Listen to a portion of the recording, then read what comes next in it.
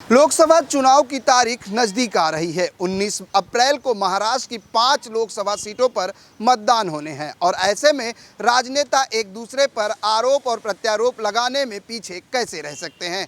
ताजा मामला है शिवसेना उद्धव ठाकरे गुट के प्रवक्ता और सांसद संजय राउत ने एक बार फिर भारतीय जनता पार्टी और प्रधानमंत्री नरेंद्र मोदी और महाराष्ट्र में यूपी में मुख्यमंत्री एकनाथ शिंदे और उनके सुपुत्र श्रीकांत शिंदे पर जमकर हमला बोला है। शिवसेना सांसद संजय राउत ने भारतीय जनता पार्टी पर चंदा दो धंधा लो का आरोप लगाया है। उन्होंने कहा 800 करोड़ रुपए का भारतीय जनता पार्टी ने गोरख धंधा किया है। हम आपको कुछ देंगे, उसके बदले में आप हमें कुछ दीजिए और सुप्रीम कोर्ट ने यह चोरी अब उनकी पकड़ ली है। 800 करोड़ का धन जमा किया। बीजेपी ने इस माध्यम से उसमें से कुछ बहुत सी कंपनियां थी जिनसे ठेके टेंडर बड़े बड़े काम दिए और उसके बदले में हजारों करोड़ रुपए का चंदा लिया। पीएम केयर फंड में भी इस प्रकार से पैसे जमा हुए हैं। प्रधानमंत्री जी भ्रष्टाचार खत्म करने की बात करते हैं। प्रधानमंत्री जी व्यवहार में पारदर्शिता लाने की बात करते हैं। महाराष्ट्र में उनके जो साथी हैं बहुत ही प्रदर्शित हैं। उनके जो युवराज हैं वो चुनाव लड़ रहे हैं। कल्याण डोंबिवली से श्रीकांत शिंदे, उनका एक फाउंडेशन है, श्रीकांत शिंदे फाउंडेशन। बहुत ही रहस्यमय तरीके से उनके व्यवहार चलते हैं। अब तक 500 करोड़ या 600 करोड़ की रंगदारी की है। पिताजी मुख्यमंत्री हैं, वहां से बिल्डर ठेकेदार सबको फोन जाते हैं और फाउंडेशन के नाम पर पैसा जमा होता है। फाउंडेशन के नाम पर बहुत से ऐसे काम किए जाते हैं, मेडिकल, सोशल, कल्चरल, धार्मिक, ऐसे बहुत से कार्यक्रम किए जाते हैं। अगर किसी को गणपति उत्सव के दौरान गांव में जाना है तो 1000 बस किए जाते हैं। उसका पैसा कौन देता है, कहां से आता है, उसका कोई हिसाब नहीं है।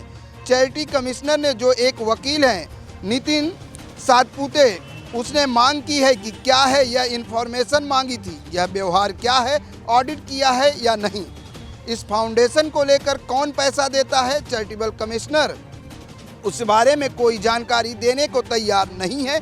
लेकिन हमारे पास जानकारी है, जो बड़े बड़े प्रचार यह लोगों ने दिए हैं। हमने फलाना को 1 करोड़ 50 लाख की मदद की, यह करोड़ का व्यवहार उस कागज पर है, लेकिन बैलेंस शीट देखते हैं तो 40 लाख के ऊपर उनका हिसाब नहीं है।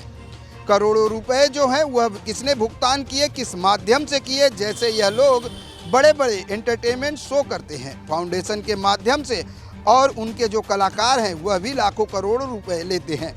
मैंने देखा है उनको यह पैसा कौन दे रहा है। बड़े बड़े पंडाल और भी व्यवस्था, बड़े बड़े ऑर्केस्ट्रा होते हैं, गायक कलाकार आते हैं, लेकिन यह पैसे कहां से जाता है और कहां से भुगतान होता है, यह जानकारी चैरिटेबल ट्रस्ट को देनी चाहिए। लेकिन चैरिटेबल ट्रस्ट तैयार नहीं है। इसका मतलब यह है कि किसी का सीधा 2 नंबर का पैसा है। इसका मतलब यह भी है कि सीधा सीधा ब्लैक मनी है, मनी लॉन्ड्रिंग है, यह रंगदारी है, यह वसूली है। क्योंकि आपके पिताजी मुख्यमंत्री है, मैं प्रधानमंत्री जी को पत्र लिखा है, आपको पारदर्शक की बात करते हो, भ्रष्टाचार खत्म करने की बात करते हो, लेकिन महाराष्ट्र में यह जो चल रहा है यह बहुत बड़ा ही छोटा घोटाला नहीं है बल्कि बड़ा घोटाला है। हमने यह भी प्रधानमंत्री से कहा है कि देखिए आपका यह सपना है भ्रष्टाचार खत्म करने का, लेकिन आपके लोग यह कर रहे हैं। बस इतना ही हमारी मांग है।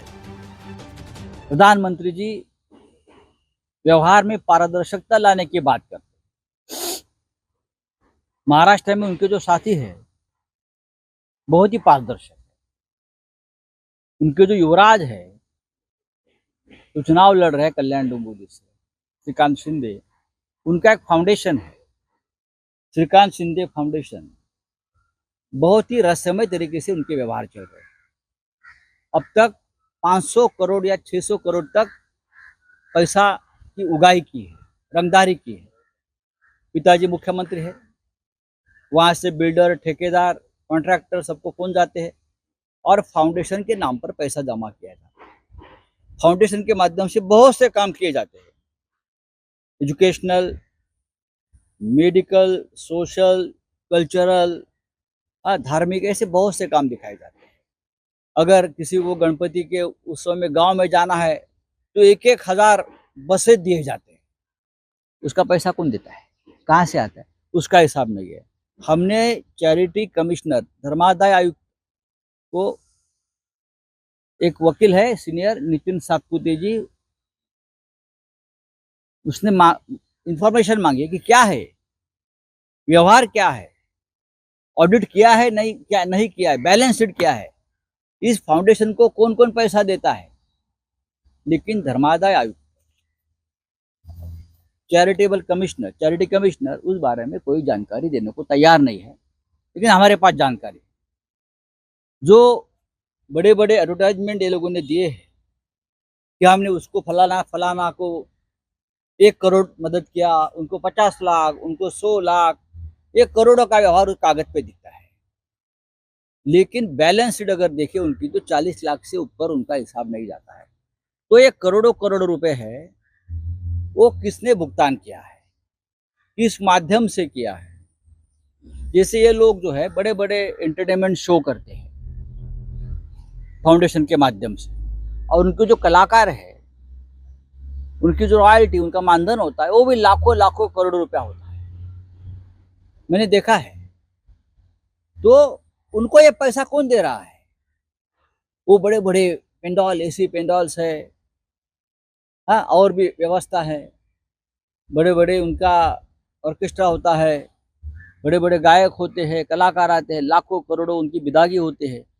फिर ये पैसा कहाँ से जाता है, किस माध्यम से जाता है, कहाँ से भुगतान होता है, ये जानकारी धर्मादाय आयुक्त यानी चैरिटेबल ट्रस्ट देने को तैयार नहीं। उसका मतलब है ये सीधा सीधा 2 नंबर का पैसा है। उसका मतलब है ये सीधा सीधा ब्लैक मनी, ये मनी लॉन्ड्रिंग है, ये रंगदारी है, ये वसूली है।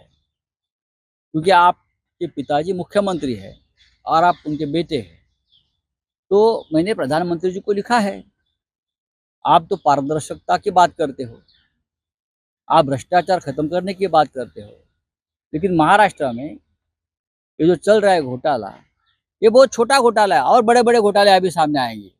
शिवसेना सांसद संजय राउत यहीं नहीं रुके। उन्होंने श्रीकांत शिंदे और मुख्यमंत्री एकनाथ शिंदे पर जमकर निशाना साधते हुए भ्रष्टाचार और घोटाले का आरोप लगाया है। उन्होंने ये भी कहा कि लोकसभा चुनाव में महाराष्ट्र में अगर बात करें तो महायुति जीतेगी नहीं, ये हम दावा करते हैं क्योंकि हमें आत्मविश्वास है। साथ ही उन्होंने ये भी दावा किया कि आने वाले लोकसभा चुनाव के नतीजे जब आएंगे तो उसमें इंडिया गठबंधन की जीत होगी और एक बार फिर इंडिया गठबंधन की देश में सरकार बनेगी। कैमरामैन नीरज सिंह के साथ प्रदीप शर्मा, इन 24 न्यूज़, मुंबई।